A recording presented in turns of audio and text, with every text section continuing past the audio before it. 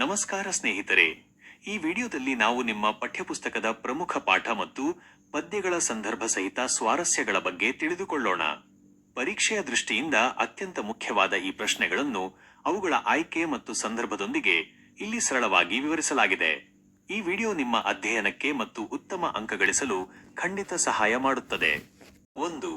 ಒಣಮರದ ಗಿಳಿ. 1. ಇಂಥ ಒಣಮರದಲ್ಲಿ ಏಕೆ ವಾಸ ಮಾಡುತ್ತಿದ್ದೀಯೆ? ಅಥವಾ ಏನಾದರೂ ವರವನ್ನು ಕೇಳಿಕೊಡುತ್ತೇನೆ.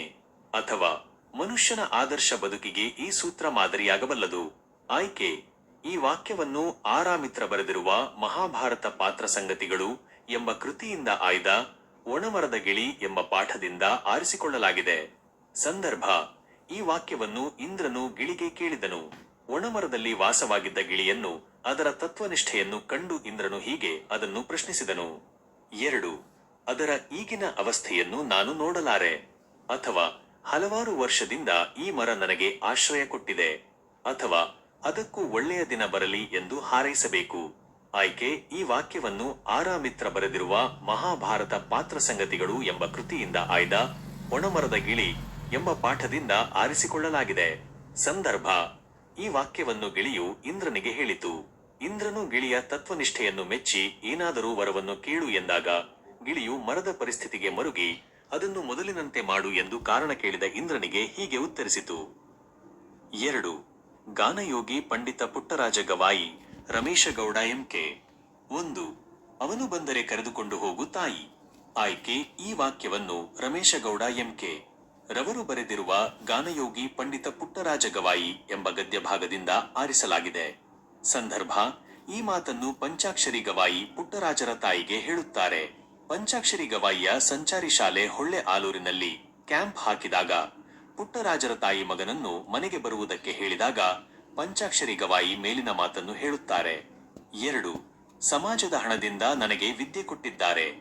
ಆಯ್ಕೆ. ಈ ವಾಕ್ಯವನ್ನು ರಮೇಶಗೌಡ ಎಂಕೆ ರವರು ಬರೆದಿರುವ ಗಾನಯೋಗಿ ಪಂಡಿತ ಪುಟ್ಟರಾಜ ಗವಾಯಿ ಎಂಬ ಗದ್ಯ ಭಾಗದಿಂದ ಆರಿಸಲಾಗಿದೆ. ಸಂದರ್ಭ. ಈ ಮಾತನ್ನು ಪುಟ್ಟರಾಜರು ತನ್ನ ತಾಯಿಗೆ ಹೇಳಿದ್ದಾರೆ.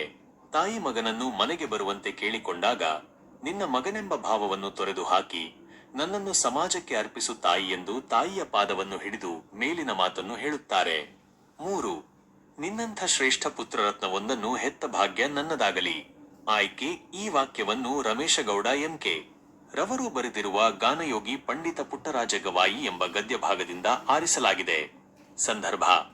ಒಮ್ಮೆ ಬೆಳೆದು ದೊಡ್ಡವರಾದ ಪುಟ್ಟರಾಜರನ್ನು ನೋಡಲು ಬಂದ ಅವರ ತಾಯಿ ತಮ್ಮ ಮಗನಿಗೆ ಮನೆಗೆ ಬರುವಂತೆ ಕೇಳಿಕೊಂಡಾಗ ಪುಟ್ಟರಾಜರು ತಮ್ಮ ಗುರುಗಳನ್ನು ಬಿಟ್ಟು ಬರಲಾರೆ, ಸಮಾಜದ ಹಣದಿಂದ ನನಗೆ ವಿದ್ಯೆ ಕಲಿಸಿದ್ದಾರೆ, ಸಮಾಜದ ಋಣವನ್ನು ತೀರಿಸದೆ ಬರಲಾರೆ ಎಂದು ಹೇಳಿದಾಗ ಅವರ ತಾಯಿಯು ಮಹಾತಾಯಿಯಂತೆ ಮಗನಿಗೆ ಆಶೀರ್ವದಿಸಿ ಈ ಮೇಲಿನ ಮಾತನ್ನು ಹೇಳುತ್ತಾರೆ.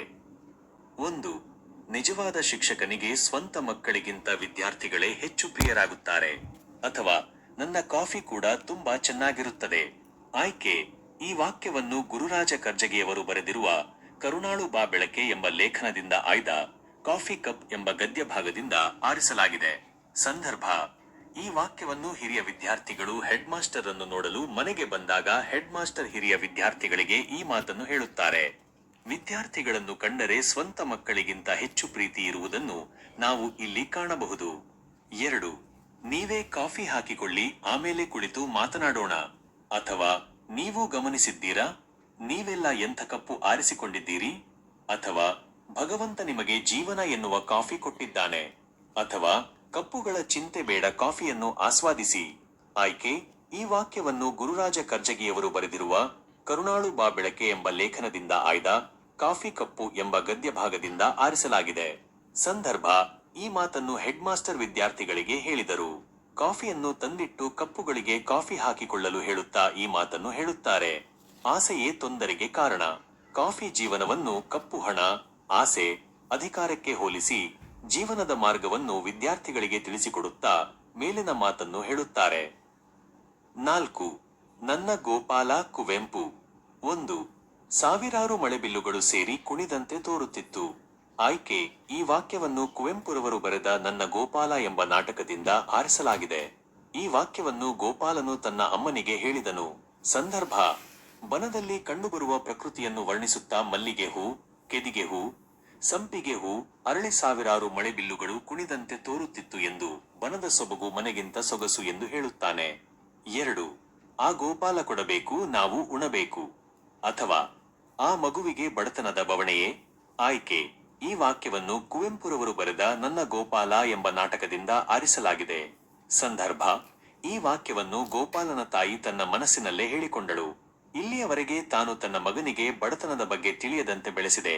ಆದರೆ ಇನ್ನು ಮುಂದೆ ಬಡತನವನ್ನು ತಿಳಿಸದೆ ಬೇರೆ ದಾರಿ ಇಲ್ಲವಲ್ಲ ಎಂದು ದುಃಖಿಸುತ್ತಾ ದೇವರಿಗೆ ಹೀಗೆ ಬೇಡುತ್ತಾ ಹೇಳುತ್ತಾಳೆ.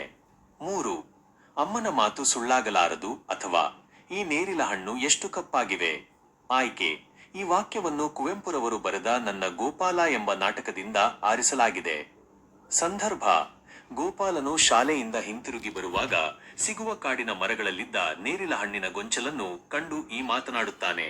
ಕಾಡಿನಲ್ಲಿ ಗೋಪಾಲನು ಭಯಗೊಂಡು ತಾಯಿ ಹೇಳಿದಂತೆ ಅಣ್ಣನನ್ನು ಕರೆದಾಗ ಬರಲಿಲ್ಲ.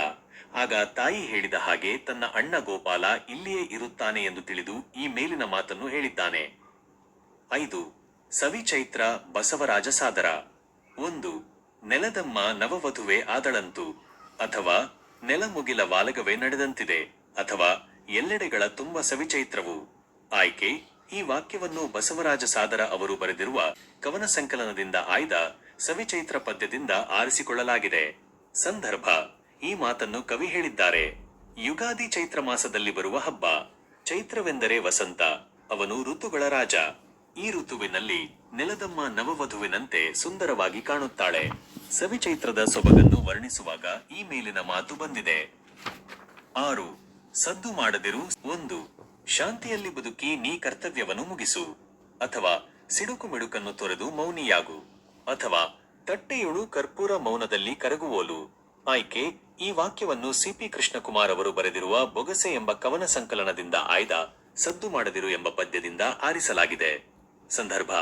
ಈ ವಾಕ್ಯವನ್ನು ಕವಿಯು ಮಾನವನು ಕೆಲಸವನ್ನು ಶಾಂತಿಯಿಂದ ಮುಗಿಸಬೇಕು ಎಂದು ಹೇಳುವ ಸಂದರ್ಭದಲ್ಲಿ ಹೇಳಿದ್ದಾರೆ.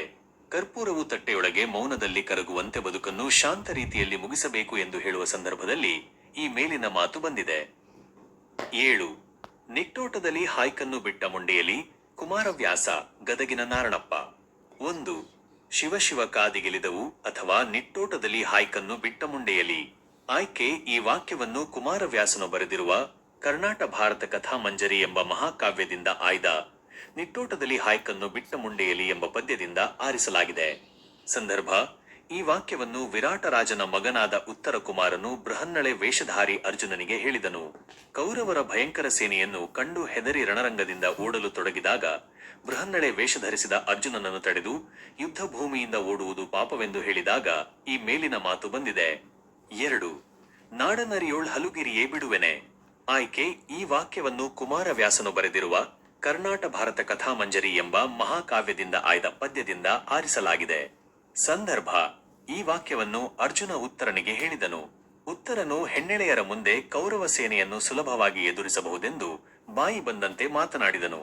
ಆದರೆ ಯುದ್ಧರಂಗದಲ್ಲಿ ಕೌರವ ಸೇನೆಯನ್ನು ಕಂಡು ಓಡಲು ಪ್ರಾರಂಭಿಸಿದಾಗ ಅರ್ಜುನನು ಕಾದು ನಡೆ ಎಂದು ಉತ್ತರನಿಗೆ ಹೇಳಿದನು. 3. ಎಮ್ಮರ ಮನೆಯ ನಾರಿಯರೇ ಸಾಕು. ಆಯ್ಕೆ. ಈ ವಾಕ್ಯವನ್ನು ಕುಮಾರವ್ಯಾಸನು ಬರೆದಿರುವ ಕರ್ನಾಟ ಭಾರತ ಕಥಾ ಮಂಜರಿ ಎಂಬ ಮಹಾಕಾವ್ಯದಿಂದ ಆರಿಸಲಾಗಿದೆ. ಸಂದರ್ಭ. ಈ ವಾಕ್ಯವನ್ನು ಉತ್ತರನು ಅರ್ಜುನನಿಗೆ ಹೇಳಿದನು. ಕೌರವ ಸೇನೆಗೆ ಹೆದರಿ ಓಡಿ ಹೋಗುತ್ತಿದ್ದ ಉತ್ತರನಿಗೆ ಅರ್ಜುನನು ಈ ರೀತಿ ಓಡಿ ಹೋದರೆ ಪಾಪ ಸುತ್ತಿಕೊಳ್ಳುತ್ತದೆ ಎಂದಾಗ ನನಗೆ ಸ್ವರ್ಗವೂ ಬೇಡ, ಇಂದ್ರ ಪದವಿಯೂ ಬೇಡ, ನನಗೆ ನಮ್ಮ ಅರಮನೆಯ ನಾರಿಯರೇ ಸಾಕು ಎಂದು ಹೇಳುವಾಗ ಈ ಮಾತು ಬಂದಿದೆ. ನೋಡಿದ್ರಲ್ಲ ಸ್ನೇಹಿತರೆ, ಈ ವಿಡಿಯೋದಲ್ಲಿ ನಾವು ಒಟ್ಟು 7 ಪ್ರಮುಖ ಭಾಗಗಳ ಸಂದರ್ಭಗಳನ್ನು ಚರ್ಚಿಸಿದ್ದೇವೆ. ಈ ಮಾಹಿತಿ ನಿಮಗೆ ಉಪಯುಕ್ತವಾಗಿದ್ದರೆ ವಿಡಿಯೋವನ್ನು ಲೈಕ್ ಮಾಡಿ ಮತ್ತು ನಿಮ್ಮ ಗೆಳೆಯರೊಂದಿಗೆ ಹಂಚಿಕೊಳ್ಳಿ. ನಿಮ್ಮ ಪರೀಕ್ಷೆಗಳಿಗೆ ಶುಭವಾಗಲಿ ಎಂದು ಹಾರೈಸುತ್ತೇನೆ. ಮುಂದಿನ ವಿಡಿಯೋದಲ್ಲಿ ಮತ್ತೆ ಸಿಗೋಣ. ಧನ್ಯವಾದಗಳು.